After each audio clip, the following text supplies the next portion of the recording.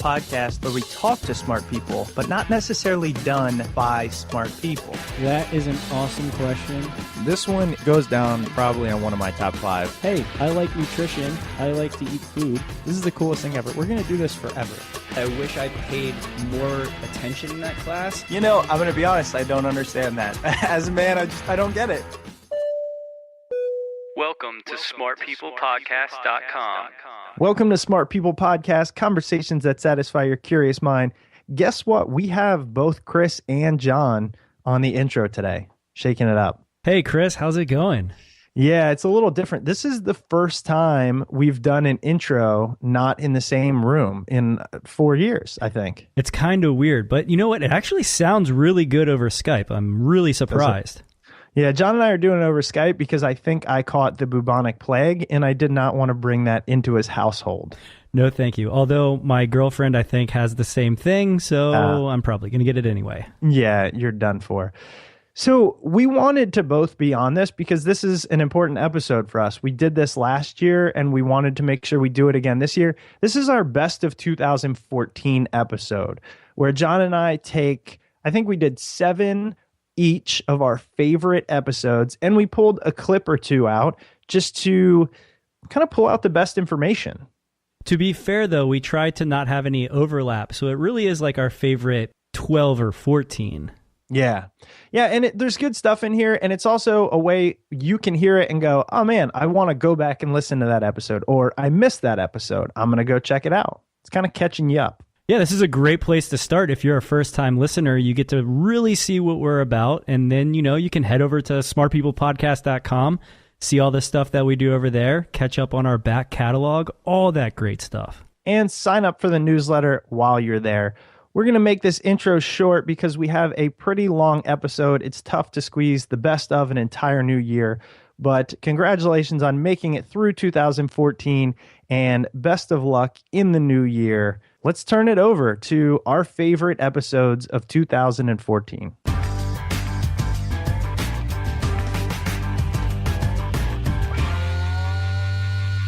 All right, guys, let's have some fun with this. I'm going to kick off my best of 2014 with perhaps my favorite interview of all time on SPP. I know that's bringing a lot to the table, but there was just something about this guy that I raved about, and I'll never forget.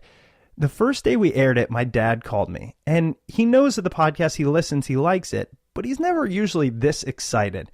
And he called after this episode and said, oh my gosh, I was blown away. And that's when I knew it wasn't just me. And this guest has left a lasting impression on me. This is Roger Hamilton. It was episode 151. He is a wealth consultant, but in my opinion, he's more of a career and life mentor with a talent for storytelling. So we talked a lot to Roger about your passion or your work, which is something that you all know we love. And you constantly hear these ideas based on following your passion or following your strengths. And your strengths is what Roger's advocating for. It's not a new concept, but the way he discusses it in this entire episode and in his book, he uses the idea of flow. It's not finding your exact strength. It's not the one thing you do and that you only have one job, but it's what you're in general really good at and how you can leverage it. I'm going to let Roger take it from here. And I think there's also an element around understanding what our natural strengths are. And that's a large part of what I discovered is that when people follow their natural flow, the thing that actually allows them to become successful, like as for example, I know people who are great with people. They have no problem contacting, anyone and getting to know them, but then they're just not so good with the numbers. And so every time they're out there making money, somehow it just disappears again. But when they realize, well, you know what, that's like a blaze genius, like someone like, you hear the story about Jack Welch, how he got started with General Electric, or Rudy Giuliani, when he took over as mayor of New York, first thing they did was get a really strong finance guy, and it allowed them to become successful in ways they just couldn't if they were doing it on their own. So here's the thing. A lot of people, they hear this thing about go follow your passion. But that, for a lot of people, is the last thing you should do because your passion is, it could be a hobby, but it doesn't mean you're going to make money out of it. But understanding how to follow your passion profitably is actually a very different thing. And understanding how to find the right role models who have the same passion with you and has turned it into profit, that's the pathway which leads to success far more effectively. Okay, now moving on to our second clip from Roger. I thought this one was important to include because the analogies he uses, the stories he tells, the images he conjures have stuck with me. They literally have changed my actions in the course of a day, which is, it's hard to do. We have a lot of stimulus, but this one constantly comes up in my mind. He talks about, why do we feel that work has to be so hard? Why do we have to be grinding it out? And this is one of the reasons Roger's so great. He explains things in such a visceral way that you can remember them. Here's Roger's opinion. Every one of us, I think, has had an experience in life where things just came easy. And we've all had experiences in life where things are just really tough. And no matter what we do, it all just goes wrong. And it's a little bit like being in a river where if you are going downstream, you can go pretty fast without feeling you're using any effort at all. And it's like everything gets attracted to you. Like any leaves that drop in the river come straight into the path of flow, which is what I call the path of least resistance. You go the opposite, which is when you're going upstream. And it doesn't matter how hard you're pushing, it's still going to feel like hard work. And there's so many people through life that actually go out of their way to follow something which feels like hard work. I think that has a lot to do with our education system. I think that when we're at school, like we all remember those days when we might be great at something. I know I was great at art and I would ace art all the time. But when I went home or when I went to see my teacher, they wouldn't be saying, hey, well done on the art, you got an A, just focus at that because you'll find other people to do the numbers. You'll find other people to do, the communication side. It's like, no, they were like, why did you get a C in French? Why did you get like a B in maths? You're going to work harder at those. And I spent my time beating myself up for not being good enough at the areas where I was kind of like below average. And I didn't spend anything like as much time mastering the things I was already best at. And when you actually go out into the world and you keep with that same pathway, which is, look, if it feels like it's easy, there's probably something wrong in that. I shouldn't be doing that so much. I should focus on the stuff that actually is hard work and that I've got to work at because, that's the work ethic. That's the one which means I should be focusing on that. And we actually go out of our way to go upstream and make life difficult for ourselves. And it's only when you look at the most successful people in the world and you realize they've actually just said, you know what, I'm going to do the stuff I love to do and that I know I'm most productive and valuable at. I'll find other people that can do the other bits and they'll probably love doing the things I'm not so good at because that's their flow. And before you know it, you then get a whole team together and that flow then grows into a group momentum, which is really when businesses take off. And the last clip from Roger, he's the only guest I'm going to be including 3 clips from in this segment. But this one is the nail in the coffin, solidifying him as one of my favorite guests of all time, again, largely due to his ability to create visuals behind a message and allow it to stick with me. He also has one of the best quotes in SPP history, and it's about Superman. Here you go. Passion has a path, but there's a discipline that needs to go in first. One of the things I say is, and passion and purpose is linked in this way because purpose also is something that provides meaning in things, but there's got to be a structure first to do it, right? So, even Superman has to be Clark Kent some of the time, right? It's like he's not going to get paid to save the world. So he's got to start by saying, right, I'm going to be Clark Kent for like some working hours. I'm going to earn enough money by just kind of showing up with my glasses and my suit on to be able to go out and, afford the stretchy pants. And then I'll go save the world. And so there's a balance between how we bridge going from a job we hate to something that we're actually really passionate about. We're taking those steps one by one. Another analogy you can get, I love metaphors, but another analogy would be, watching those guys on the X Games, being able to do the huge jumps off the black run when they're skiing and go, wow, that's awesome. Well, you might be inspired by that, but the first step is not to go up in the black run. The first step is to just learn how to snowplow in the kind of nursery slopes and know there's going to be a journey here. It's not like, it's immediately going to happen, but there's a journey. But if you're willing to follow that journey and you take it step by step, there's no question you're going to end up on that black run. It's just a matter of dedicating yourself to the process. Moving on, another one of my favorite episodes of 2014 was episode 139 with Gerald Chertavian. Gerald is not only a super successful guy, but he was one of the most charismatic and genuine guys we've had on the show. Gerald started his career on Wall Street, and then he went on to own his own financial firm, made millions of dollars, but constantly looking towards what he was going to do to give back. And in his mid-30s, he founded Year Up, which in my opinion is one of the best nonprofit organizations out there. I actually went and spoke to the students at Year Up about things I've learned on the podcast, things I think will help them succeed in life, because I was so motivated by talking to Gerald. You'll have to listen to the entire episode again, 139 is the episode, to hear Gerald's full story. But in this first clip, Gerald tells us why it was so crucial for him to go work on Wall Street before getting into his true passion of philanthropy. And I love this because so many people scoff at the idea of work hard now to do something you enjoy later. A lot of times they say you continue to put that off. But in Gerald's case and what he goes on to explain, it made a lot of sense. Here it is. Yeah, it's a good point. I think each person, perhaps what the greatest gift we can ever give to ourselves is self-awareness. And so I knew, I hadn't had a background in business. I hadn't ever had a lot of experience in managing people or growing an organization.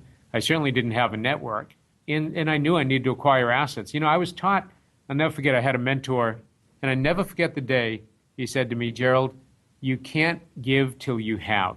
And it's okay in your life to be selfish for a while. It's okay to build Gerald Inc. And to get the skills and the contacts, the networks, the experience. Really ask yourself as you're getting in your 20s and 30s and 40s, how the balance between taking and giving exists in your own life. And if you're lucky and fortunate, you'll be able to shift that balance sooner and more significantly than not. And that stuck with me that it was okay for a while to focus on what I needed to do to get some resources and experience, but to be conscious of asking yourself, when is the right time to make that shift? When we sold our company, there were a whole bunch of folks saying, now here's the next big thing you can do.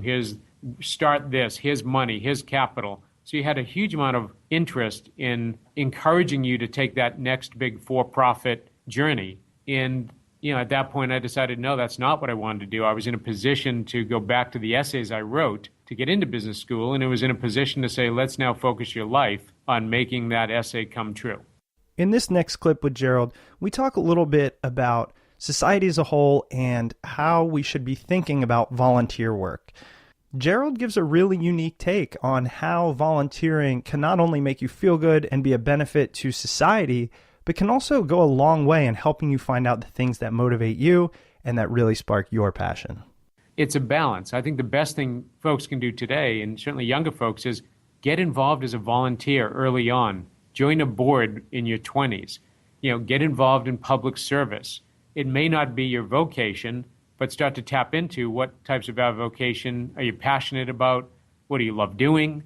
And then I think as you may be in a position to shift that balance, you've accumulated some experiences that tell you, what are you passionate about? Where do you want to spend your time if you had discretion over where to spend your time? I think earlier on in one's career, it's all about gaining experience and getting closer and closer to that highly sought after point in life where you can match what you're good at with what you love most.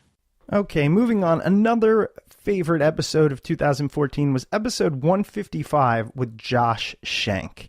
I knew from the get-go I was going to enjoy talking to Josh. Not only had I read some of his things before, he is at his core an author. He is a journalist. And sometimes journalists make the best guests because their ability to deliver a story in a succinct and concise manner is really fantastic.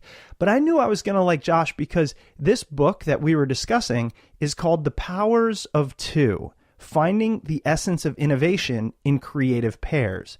The whole book is about how two minds are better than one, about how some of the most famous people in history had a counterpart that really brought them to their best. Think Steve Jobs had Wozniak, Paul McCartney had Lennon, Wilbur Wright had Orville. So in this podcast with John and I doing it, I've seen how pairs really can bring something to life. I wouldn't have done this on my own. I don't think John would have, but the two of us have created something we really enjoyed. And in this first clip, we ask him, what is chemistry? What's going on behind the scenes that make two people bond together for the purpose of a project or a solution of a problem? Is there a science behind it? What did he uncover? And what I found is the foundation is an enormous sense of alignment and rapport and similarity and a kind of shared interest values. That's the floor, or that's the, even beneath the floor, that's the concrete foundation that goes into the earth that allows you to build something. But then on top of that, there needs to be challenge, there needs to be difference, there needs to be even tension. because creativity is not about being comfortable. It's about moving from where you are to something different or bigger, and it's often about encountering. Creativity is often about the encounter of disparate things. In this next clip with Josh, I ask him, what is it about working with someone else that makes it not only so beneficial, but also so difficult? It's very delicate. It's just like any kind of life form. There are lots of things that can throw it off, and the very things that give a pair its power, can also bring it harm. The image that I use in the book is the stumble, and I like the image of a stumble because you only stumble when you're going somewhere, when you're moving, and it's often the same forces that have you moving if you're walking down the way, and it's that movement, it's that instability of that movement that makes you vulnerable to fall. Very often, the very dynamics that are at the heart of what make a pair great with John Lennon and Paul McCartney, it was this kind of fierce sense of, yeah, I'm part of this thing that's bigger than me, but I'm also going to advocate for what's mine and what I believe. And that got to be a point of real trouble for them, but it only was deadly when it became combined with this other factor, which is a pair is dependent on the environment around it, and it's also vulnerable to changes or to instabilities in that environment. And a lot of times the way a pair does its best work together is and that work is often enormously volatile, but that volatility is often enabled by a lot of safety and stability kind of around them. This next episode is easily one of my favorite of 2014, and I highly recommend you actually go listen to the entire episode. I'm talking about episode 150 with James Nestor. And even if you want to dive in, that's a pun that I'm going to use here, a little deeper, another one, go read his book, which is called Deep: Freediving, Renegade Science, and What the Ocean Tells Us About Ourselves. This was a subject I was unaware of, but it just drew me in. Another guy who is a writer at heart.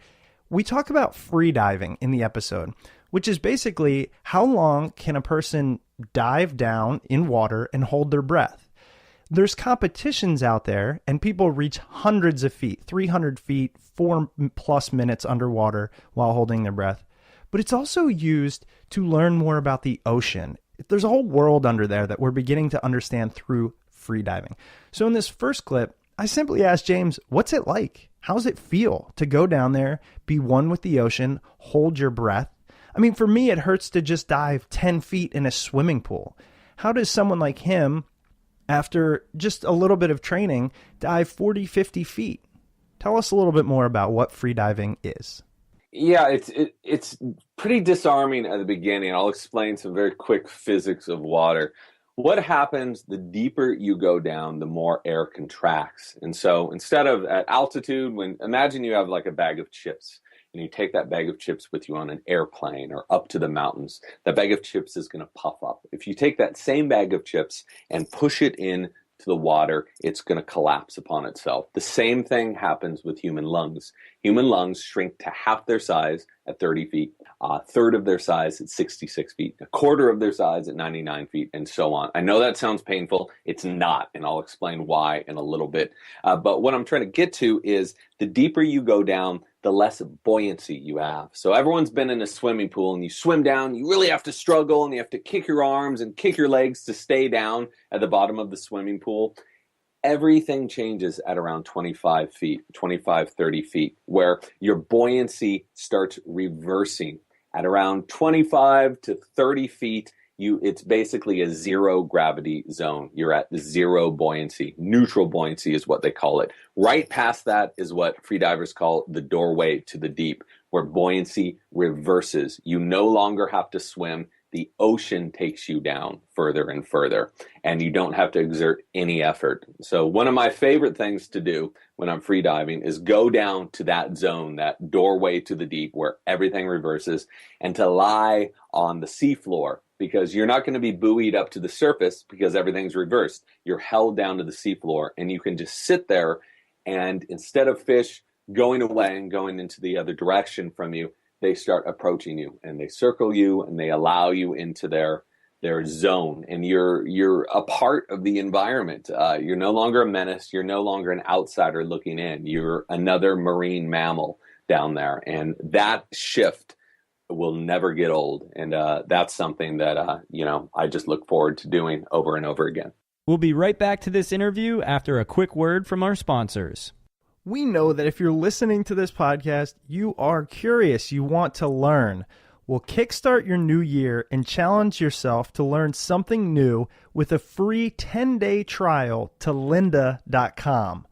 Lynda.com is used by millions of people around the world and has over 3,000 courses on topics like web development, photography, visual design, and business. One of the great features I love about Lynda is that all of the courses are taught by experts, people who have been in this field for a long time and have gained a lot of recognition. Whether you want to set new financial goals, invest in a new hobby, ask your boss for a raise, or find a new job, lynda.com has something for everyone. Sign up for your free 10-day trial today by visiting lynda.com/smartpeople. Sign up for your free 10-day trial today by visiting lynda.com/smartpeople, and you'll get unlimited access to every course on lynda.com, access to view tutorials on tablets, iPhone, and Android mobile devices, and access to new courses added every week. So, for example, for Christmas, I got a new DSLR camera. So I want to learn how to use it better. And on Lynda, I can go on, watch tutorials from professional photographers, and learn how to take better pictures. So do something good for yourself in 2015 and sign up for a free 10-day trial by visiting lynda.com/smartpeople. That's lynda.com/smartpeople. In this next clip, I really show the fact that I know nothing about this, but I am a certified scuba diver. Everything I know about diving deep involves using oxygen down there and scuba gear. So how does the human body deal with free diving with no access to oxygen for an extended period of time in really deep depths? We are land mammals. How can someone dive down hundreds of feet and not die, not implode? The answer shocked me, surprised me, and delighted me. We're literally born to free dive. We are born to do this. Cultures have done this for 10, 20, 30,000 years.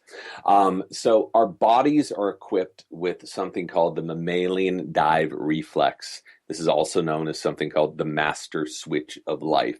Now, dolphins have this, whales have it, seals have it, humans have it too. And these switches, these reflexes, allow us to withstand the incredible pressures of a deep dive. Our bodies completely transform. It's the most profound transformation that we can naturally experience. Right, the second you put your face in the water, your heart rate's going to lower about 25%. Blood's going to start rushing from your extremities into your core. Your brain waves are going to soften.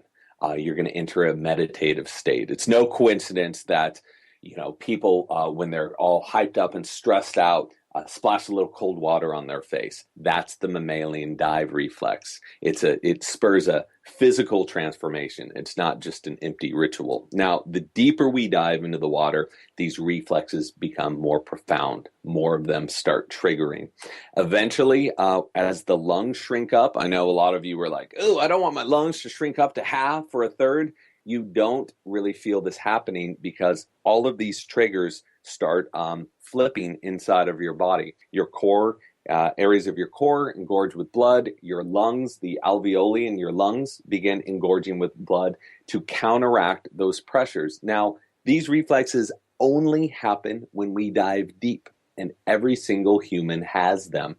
So we are literally born to do this. Our bodies are built to do this.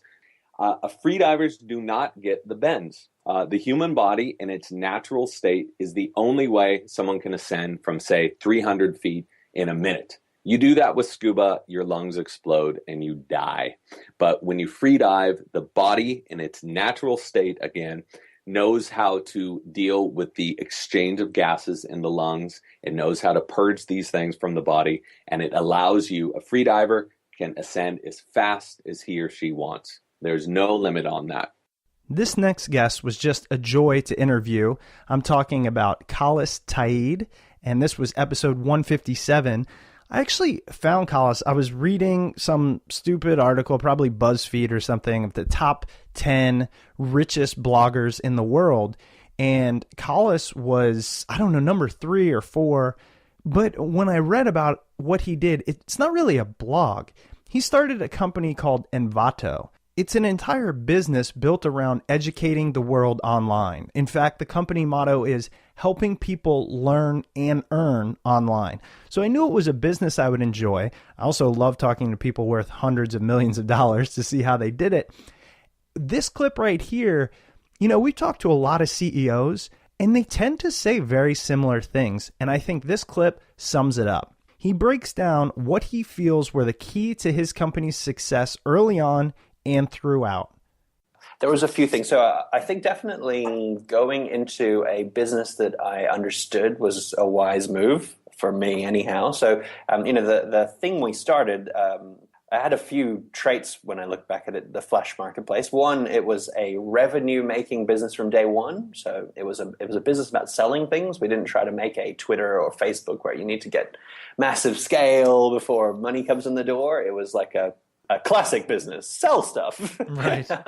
Sell stuff from this person to this person, and make some money along the way. I think for a first-time entrepreneur, choosing a business which is got a clear revenue path is not a bad idea. And more importantly, I chose a business that I had actually seen done. So I'd participated as a seller on a Flash Marketplace. Well, it was for other things mostly, but I'd seen the mechanics and understood it and kind of replicate a little bit. So it wasn't. I think sometimes we have this idea of entrepreneurs as visionaries. I'm sure there's lots of visionary entrepreneurs out there. I'm not one of them. I was just like a guy who wanted to make a business. I'd seen a business I'd worked in, and I kind of understood it and thought of a few little tweaks I could make to improve it and specialize it and carry it to a different niche. And then after that, it was mostly about execution. And execution, don't get me wrong, is it can be difficult and is, you don't want to make like that's no big deal. But I can see that no matter how good my execution was, if I'd picked something which I didn't really understand, or picked something where the economics didn't actually work, or picked something where the market was already full, no matter how good the execution was, it might have just fallen on its face. Being really tight with money, being very careful about how we spent and how we used those resources that we had, focusing on the things that were going to be the most important to get out the door so that we could make money, so that we could pay things, so that we could make more money. This next guest was just such a highlight of 2014 for me. I'm talking about Peter Buffett, the son of the one-time world's richest man, Warren Buffett, in episode 168. I actually went and got a chance to see Peter speak, and he blew me away. He's incredibly smart. He's down to earth. He's kind, generous, philanthropic. How do you get somebody like this who comes from so much money? I hope you go listen to the whole episode to see, yes, he had some things given to him, but not much, especially considering who his father was.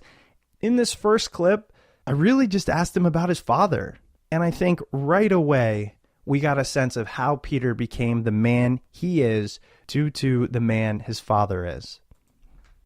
The defining characteristic of my childhood was that my dad loved going to work every day.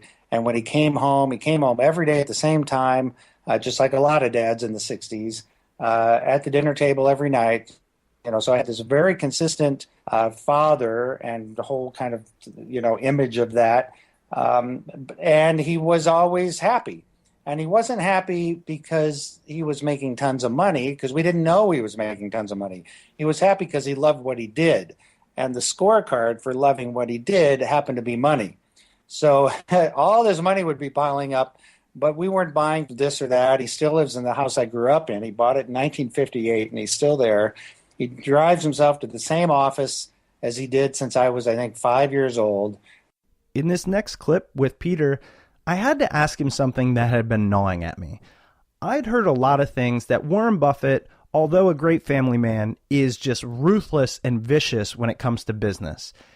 And there's a lot of things out there that support this claim that he's willing to do anything for the buck. So I asked Peter. His answer? Well, it's what a son would give, I would imagine, but it also had some legs to it. I'll let you be the judge. Well, yeah, and that's really great and very interesting because I would not define it as ruthless, only because ruthless feels like you don't take anything else under consideration. It sounds very negative and mean, essentially, right? Mm-hmm. And what I think I think the secret really to his success is a different variation on ruthlessness, which is dispassionate or unemotional. So he famously says the stock doesn't know you own it, right? So you have all these feelings about the business or the stock or this thing in your life or the money and what it means and all these kinds of things. He is incredibly rational, which could be misconstrued as ruthless because he doesn't allow his emotions to play really any role in his decision making. He's just completely detached from the negotiation. And I'm wrapping up my best of 2014 with my man crush of 2014, Simon Sinek. This is episode 149. He's just a really intellectual guy who likes solving problems that I believe in. And these are people problems. These are why we do what we do, why companies do what they do. So in this first clip, Simon is talking about context and why context matters. The way we frame things stimulates our actions. And so it's really important to look at that context, to look at that frame of mind. And so the way we frame something in our own minds has significant impact in the decisions we make and the way we behave. I'll give you another funny example.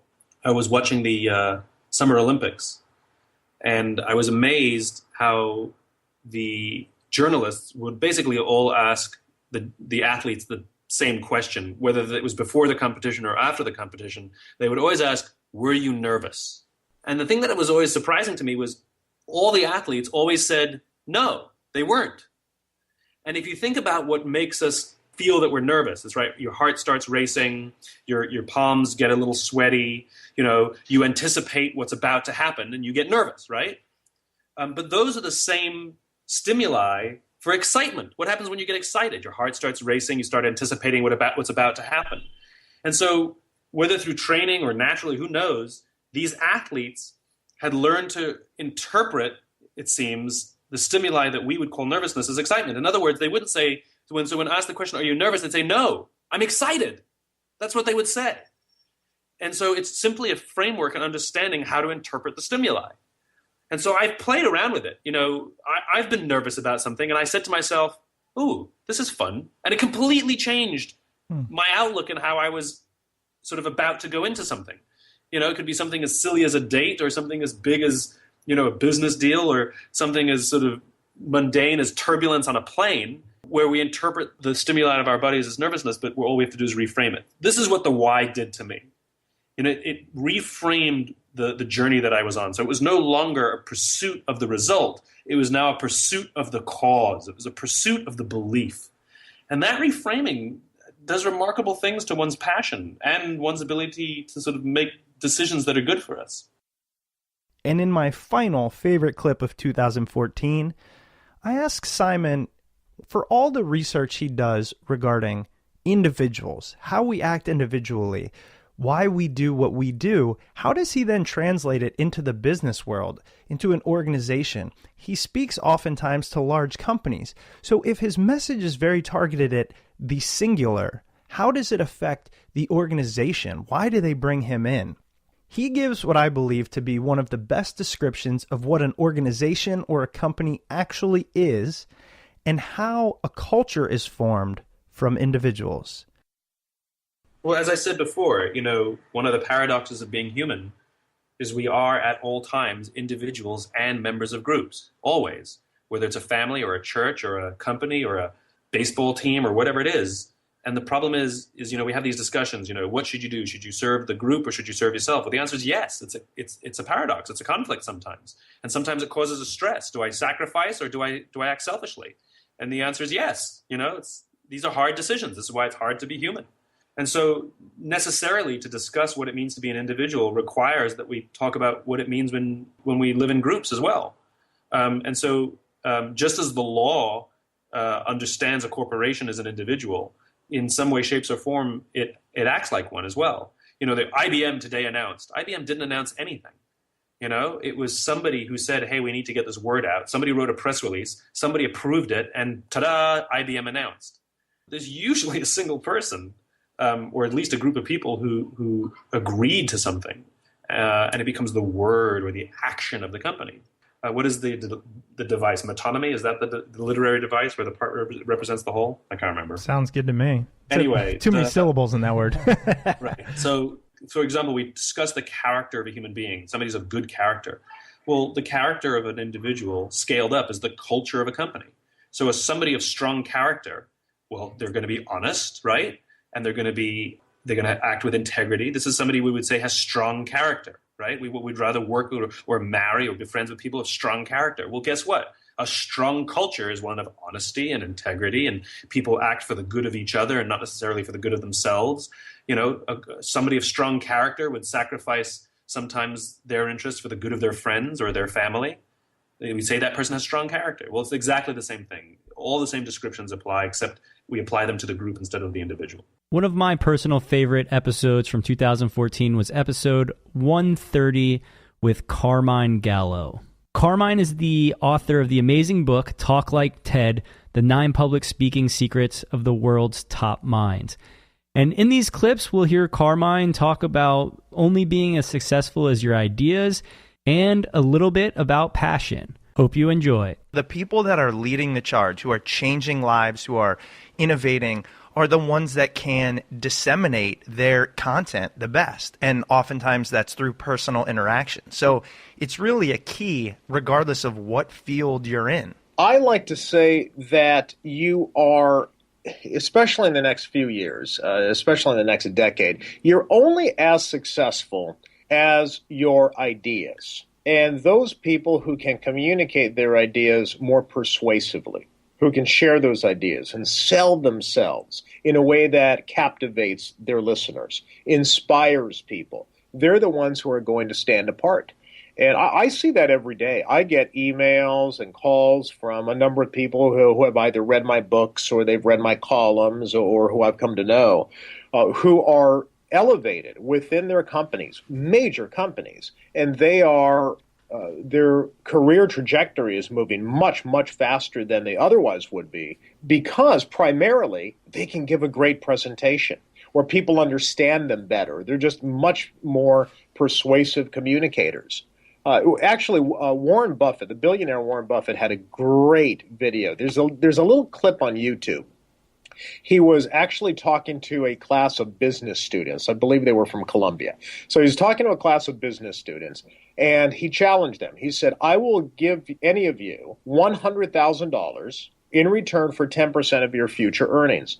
If you are a good public speaker, I'll give you $150,000. Wow. Yeah, so communication is essential. And so few people think about it. And that's why I think those people who can present well, communicate well, speak well will stand out. You had mentioned that passion plays a very important role in what you learned. And you discussed that early on in this book. Could you tell us about that? I think passion is everything. Ever since I started as a communication coach, I realized that those people who are the most inspiring leaders, and you can think about this yourselves, guys. Think about someone who you have met or someone who you have seen speak or someone you've worked with who you consider inspiring. You actually use the word, that person was inspiring to me. More often than not, that person probably had an abundance of passion for what they did. Passion is contagious. We actually can prove this scientifically now. There have been a number of studies out, and frankly, a lot of my book, the Talk Like TED book that you're referring to, does have a lot of science behind it. I really spent time trying to understand science. I did talk to researchers who say that there are a number of studies that show that passion is contagious. You don't even know why you may like somebody, but if that person is enthusiastic, energetic, They have a smile on their face because they can't wait to share their material with you that actually influences your perception of that person and their product. So passion is very important. But the thing about passion is you have to dig deep to identify what it is that you're truly passionate about. So, for example, when I interviewed Howard Schultz, one of my first interviews as a communications author, I interviewed Howard Schultz, the founder of Starbucks. And I realized over a 2-hour interview that he rarely mentioned the word coffee. And finally, I asked him, well, aren't you, it doesn't seem like that's what you're passionate about. He said, well, you're right. I like coffee. But what I'm truly passionate about is creating a workplace that treats people with dignity and respect, a workplace that my father never had the opportunity to work for. That's what motivates me, and that drive toward better customer service and customer relations. And that's when I realized something. It completely changed the way I look at communication. You need to identify what business you're really in. Starbucks was in the business of the product is coffee. That's the product. But the business is customer service. And so you have to identify what it is that you're really talking about. Dig deep to identify what you are truly passionate about. And it's usually not the obvious. It's not the product. It's what the product means to the lives of your listeners. That will make the biggest difference. And now it's time for our awesome sponsors who support Smart People Podcast. Let me tell you about one of Time Magazine's best gadgets in 2014. It's called Smart Things. Smart Things allows you to monitor, control, and automate your home from wherever you are using only your smartphone. With Smart Things, you can easily monitor and control your lights, electronics, and small appliances wherever you are. You can even use the kits for home security. Set up easily without monthly fees, contracts, or complicated installations. Do you lose your keys all the time? You can use Smart Things to find where you left your keys in your house. Track your pets as they come and go, or even see when doors and windows are opened. The free Smart Things mobile app works with iOS, Android, and Windows Phone. It's really easy to get started. All you have to do is follow the in-app instructions to connect to the Smart Things hub. Then just place smart sensors and devices around the house. Right now, Smart Things is offering Smart People Podcast listeners 10% off any of its home security or solution kits by going to smartthings.com/smartpeople. Get 10% off any home security or solution kit and free shipping in the U.S. when you go to smartthings.com/smartpeople. The next episode that I wanted to spotlight is episode 132, Corinne Woods. Corinne is the director of the UN Millennium Campaign, which supports citizens' efforts to hold their governments accountable for achieving the Millennium Development Goals. The reason I like this episode so much is because I think she has a perfect answer to one of Chris's questions when she talks about focus and humility and just knowing what you're good at and making sure that you apply yourself to those things. Hope you guys enjoy. I tend to get overwhelmed when I have a number of different things going on, when I can't put my focus somewhere. And for you, I mean, take that to the largest scale possible, right? You pretty much look at the biggest issues, challenges facing humanity, and then say, okay, let's apply technology or whatever it might be to try to improve these things. Do you ever get overwhelmed? Do you ever struggle with which one to focus on, or there's too much to do, or I'm just one person? My approach is always, there's a degree of humility. My wonderful cousin just said to me, you're just a cog in the system. And it's true. You know, there's lots of different really smart people doing really amazing stuff, all about let's make sure we will do what we say we need to do. So I'm one person, one leader in the UN, doing one set of things. So that's, first of all, sort of a degree of humility. Secondly, a degree of clarity about what I bring to the table. I am someone who's smart, makes stuff happen, great with partnerships, but I'm not a policy wonk. I'm not a specialist in nutrition. I'm not an economist. So what I'm good at is bringing a particular set of skills and a particular set of abilities to a problem that's bigger than those set of skills and abilities. And the smart thing is to say, I will focus on that. I will make sure that I'm working with others who are doing those other things, and we make sure there's complementarity, but I get right the bit that I can get right. And then to remain continually hopeful. I was just in Denmark with a team of people who talk about the Millennium Development Goals and say there's been incredible progress. In fact, it's the world's best news. And I really like that idea of saying, you know what, we are seeing progress. We are seeing things getting better. So let's continue to focus on, they call it positive deviance in my line of work, where, you know, let's focus on what works and build and keep on getting things better and better and better. And you see it everywhere. The other thing is, you know, I may be one person, but incredible the sort of pool of goodwill that there is out there. People who are ready to say, you know what, I totally believe in what you are doing. You, the UN, you, the issues on development. We'll give our time for free. We'll help you to do this. I saw something overnight where someone had done some analytics on some work we'd done. He said, I'm going to spend the next month doing this. He did it and he delivered it for us. That sort of sense of we're a small team, but there are millions of people out there just willing to do their bit. That really makes a difference because that's the way change happens. It's not one person, it's many people all playing their different roles. In one of my favorite episodes, which is episode 133 with Dr. Michio Kaku, we talked to him about all kinds of science, theoretical physics, all kinds of great stuff. He is the author of the book, The Future of the Mind, The Scientific Quest to Understand, Enhance, and Empower the Mind. And we get a lot of really good nuggets out of Dr. Kaku. Specifically, we hit on science and technology and the conscious brain. Please enjoy this clip with Dr. Michio Kaku, episode 133. Is there any truth behind this myth, or, well, I don't want to call it a myth, this thing we've heard forever, that we only use a very small percentage of our brain? Is there a portion that we can engage and become superhuman? Well, the short answer is no. However, if you brain scan the brain, you realize that the conscious brain is only a tiny, tiny fraction of the entire unconscious brain. Think of a corporation. In a corporation, the CEO does not have to know everything that's happening in the mailroom. The CEO only deals with the big picture. So most of a corporation's thinking is actually unconscious. Same thing with the brain. Most of the activity of the brain is unconscious. However, because of this, we could then begin to analyze how the brain might be miswired or how the brain may be enhanced. For example, some people who have injury to the left temporal lobe become super mathematical geniuses. One boy had a bullet that went through the left temporal lobe. Another man bashed his head on the swimming pool diving in. Both of them began to emerge as super mathematical geniuses afterwards. Now, after this interview, do not go home and pick up a hammer and hit yourself on the left temporal lobe, hoping to become a genius. It doesn't work that way. But we have a theory now as to how it happens.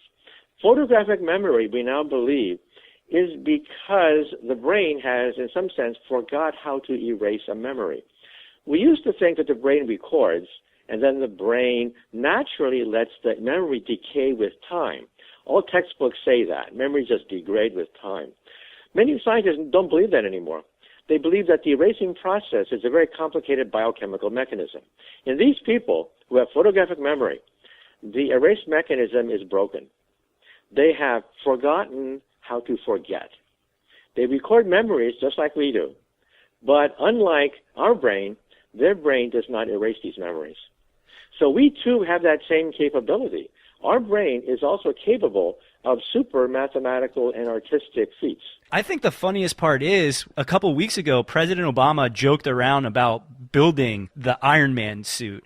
And they've kind of put it out there saying, we want to build that suit. And 20 years ago, 5 years ago, we would have laughed at that, thinking that it was impossible, that type of thing. I just love where we are now with science and technology, where these things that were considered fantasy or sci-fi really are in the realm of possibility. Right. And if you watch, for example, the movie The Matrix, you say to yourself, come on, uploading memories into the mind, learning karate by pressing a button.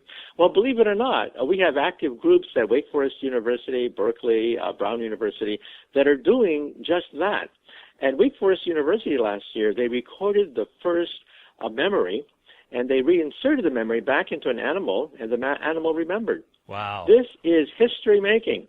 At Wake Forest University, they took a mouse, and the hippocampus is a small organ that processes memories. They tape recorded a memory of a mouse drinking water. Then the mouse forgot the task over time. Then they reinserted the memory back into the mouse, and bingo, the mouse remembered immediately. Next will be primates. We're going to record memories of primates, for example, eating a banana or something, and then record it, and then shoot the memory back into the monkey. And the short-term goal is to create a brain pacemaker for Alzheimer's patients. That's why millions of dollars are being spent into this, because we know that there are going to be millions of people suffering from Alzheimer's. And why not create a brain pacemaker? You push the button, and you reinsert the memories into the hippocampus so that the person knows who they are, who their children are, where they live, where they left the keys. And that could prevent a social catastrophe, as we have millions of Alzheimer's patients wandering around, getting lost, not knowing who they are, creating a huge problem for their families. And then beyond that, who knows, maybe we'll be able to upload the vacation that we never had. As we move on my list of the best of 2014 episodes, we move to episode 135 with Andrew Yang. Andrew is the author of Smart People Should Build Things, How to Restore Our Culture of Achievement, Build a Path for Entrepreneurs, and Create New Jobs in America. He's also the founder and CEO of Venture for America, which is an organization dedicated to connecting promising graduates with startups with the hope of fostering a generation of entrepreneurs who can create economic gain. I was so excited to talk to Andrew because his book, Smart People Should Build Things, was one of my favorite books of 2014. If you enjoyed this clip, make sure you check out the full episode, episode 135 with Andrew Yang, on smartpeoplepodcast.com. For the most part, humans are risk averse. So you go to college, and whether you're paying for it or your parents are paying for it, you're taking on this debt, and your brain is wired to say, if you do this, it will be less risky, you will make money, you can buy nice things, you can find a mate, and live happily ever after. But that's just the ideal. As we know, it very rarely happens like that. Well, certainly right now the conventional paths are getting less and less secure, and you can see that. And I'll speak to law school, one, because it's the most stark, and two, because I have the most direct personal experience with it. So for me, when I graduated from Columbia, then worked at Davis Polk, it was, and I was lucky on a couple of levels. I mean, it was a good time to be graduating, and I had multiple offers because the economy was quite good. But what hit me was that the nature of the work I was doing was just a bad fit for me on multiple levels. And I was the embodiment of a transaction cost, where if you could imagine these very large gears turning, I was like the grease on the gears designed just to keep the wheel turning. And that if you had a deal that was worth tens of millions of dollars, then it's worth it to pay the law firm, $1.2 million or whatever it is to get the paperwork done, which means it's worth it to pay young Andrew, $140,000 or whatever it was to make sure that all looked okay, but that it really didn't matter if it was me or someone else in that role. And certainly for me, I figured out, I actually remember this time when I was like, why am I doing this job if it's such a bad fit and I'm not enjoying it? And so I thought, well, it must be because they're paying me a lot of money for, a 24-year-old with no experience. And so I remember vividly going to Bloomingdale's and just buying stuff to be like, okay, if I'm doing this job for the money, I guess I should go shopping and see if that does something for me. So I went and I bought some clothes, and I bought my family some presents. And I went home and I was like, that did very little for me. And then I think I quit the job a few months later. So it's, and when you talk about the risk aversion that builds up, it's the risks that we don't talk about are the risks of waking up and doing a job you don't like, of waking up and looking in the mirror and not feeling good about yourself because you're not actually engaged with what you're doing day to day, with becoming increasingly risk averse and having life obligations build up to the point where you're genuinely constrained in the choices you make. So those are the risks that people don't tell you about. The risks that you think about is that you're somehow going to fall in the ditch and starve to death. Which is something I also learned, is that after I started a company and it failed, it turns out you don't starve, you don't die, no one comes and takes your stuff. Things are, we need to repackage the way our young people think about risks and think about the more subtle risks that don't get discussed. It seems like Wall Street has been in the news for the last 5 to 10 years in one way or another. So I was really excited to talk to our next guest, who is featured on episode 136, Kevin Roose. Kevin wrote the book, Young Money, Inside the Hidden World of Wall Street's Post-Crash Recruits. This is a pretty cool book because Kevin spent more than 3 years shadowing 8 entry-level analysts at leading investment firms, and he chronicled their stories, their triumphs, disappointments, and put it all out there for the world to see. It was great getting an in-depth look at what people thought about becoming a broker or financial analyst or whatever on Wall Street. And both Chris and I were actually pretty surprised by his response and with his book. We interviewed a guy named Lawrence Krauss. He's one of the smartest guys in the world. And he said one of the good things to come out of the financial collapse is perhaps all the good students wouldn't go into finance. And I thought, that's kind of selfish on his part. But then he said, you've got all these kids that are saying, I can become an investment banker on Wall Street with frankly not needing to know a lot. I have to work long hours, but there's not the same intellectual baggage required to be able to do it. And he said, why should I take a degree in engineering or science when I can make a killing on Wall Street? And I think that kind of parallels what you're saying in a sense. I mean, what is your thoughts on that quote? Well, I think it's true. I mean, I think for many years, Wall Street was this incredible siphon of talent. There was sort of almost a generation of people who became investment bankers by accident. They had gone to Harvard and majored in art history, and Goldman Sachs came along and said, just do this for 2 years. And then they agreed to it, and they got stuck. They never left. And so that happened for many, many years. And I think it was almost a function of just sort of the banks being really good at recruiting, and people, top colleges not giving students the sense that they had a lot of marketable skills when they left. And I think that's changed now. I think over the course of the 3 years that I spent following these people, the atmosphere changed around Wall Street recruiting. So now if you look at the data coming out of Harvard or Princeton or Yale, there are fewer students going into finance and more students going into tech. And I think that is a direct result of the financial crisis, because I think people are now starting to sort of question, am I going to get stuck? Do I want to be a Wall Street banker for the rest of my career? I think the sales pitch for the banks has gotten a lot harder, because they now not only have to convince people to spend 2 years, making a lot of money and working incredibly hard, but they have to do that in an environment where banks are seen as sort of being evil. Mm-hmm. And no one wants to feel like they're going to work for an evil company. April 2014 continues to be a powerhouse on my best of 2014 list. And we move on to our next set of clips here. And these come from Tony Stubblebine, the guest on episode 137. Tony is the CEO and co-founder of the Lyft app, which is now called Coach.me. And this is a life-changing app that helps you form habits with the help of coaches. I've used this app for months now and absolutely love it. It's allowed me to create amazing habits, and Tony was a huge part in helping me do this. We'll hear from Tony about the process of creating a startup and working on what matters to you, as well as, the downside of when you're pitching these ideas to people and not everybody thinks your idea is a fantastic one.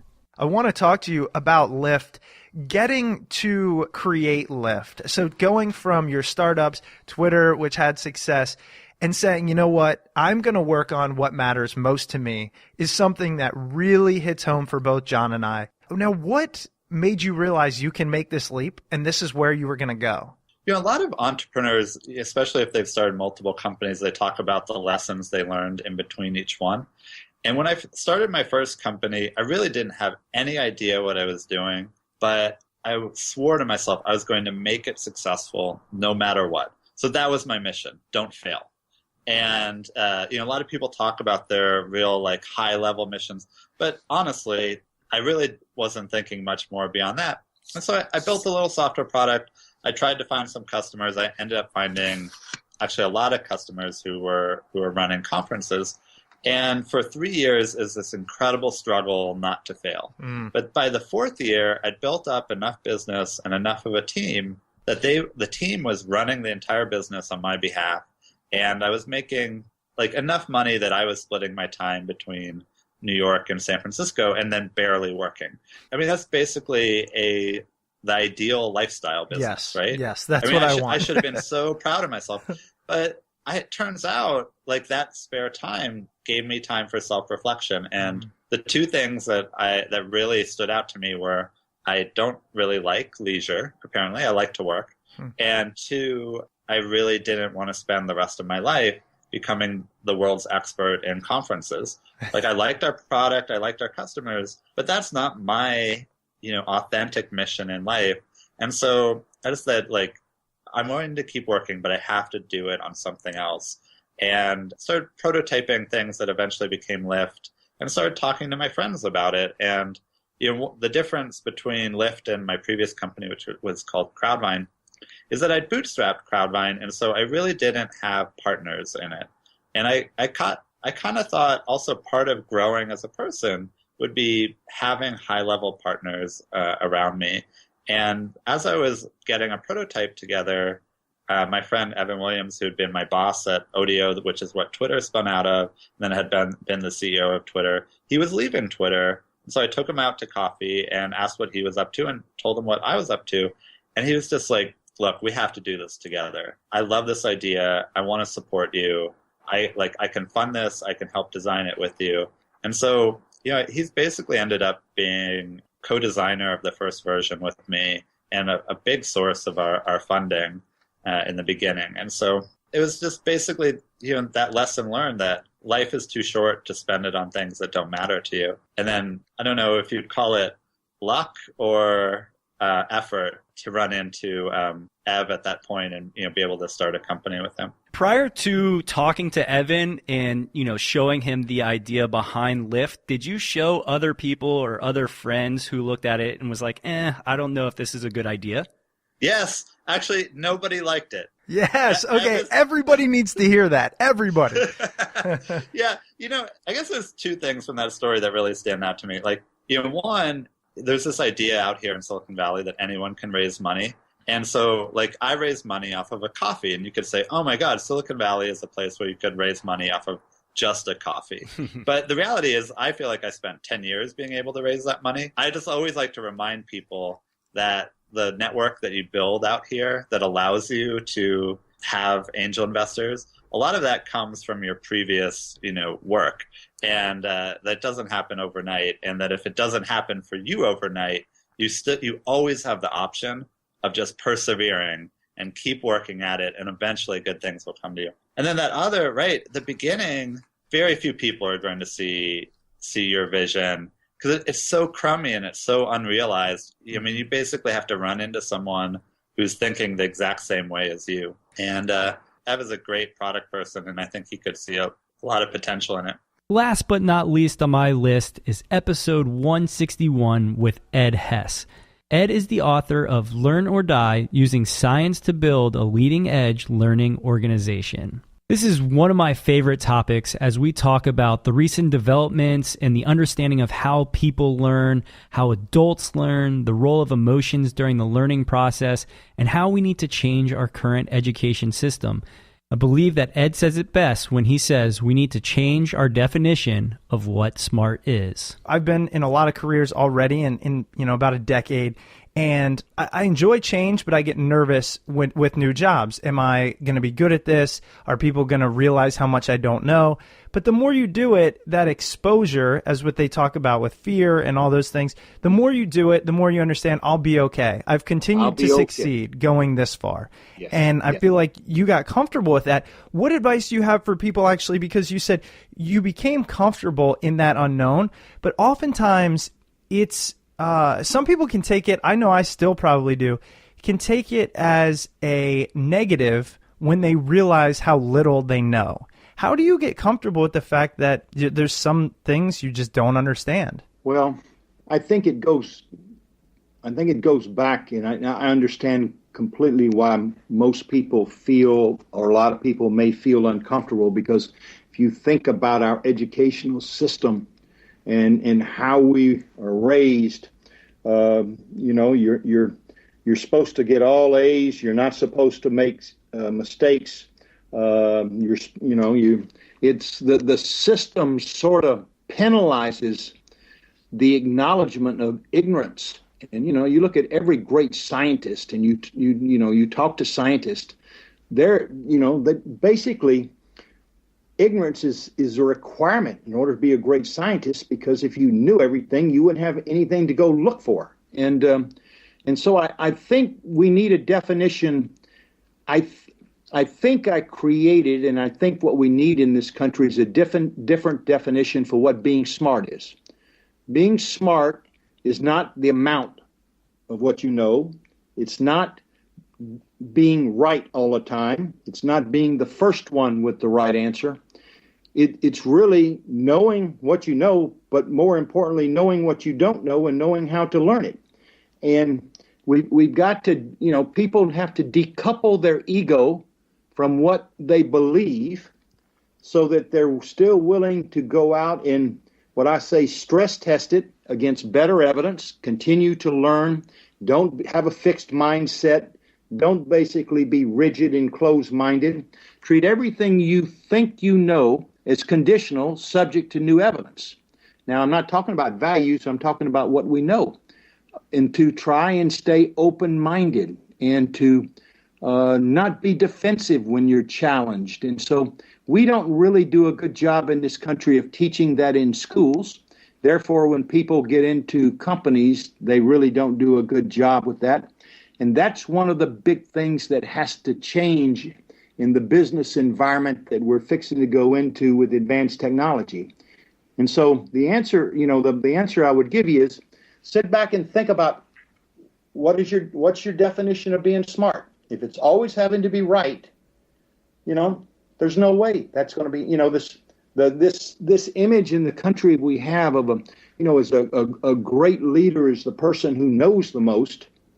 No, I think a great leader is a leader who knows what he or she doesn't know and is able to inspire lots of other people to admit their ignorance, and they go on a learning journey.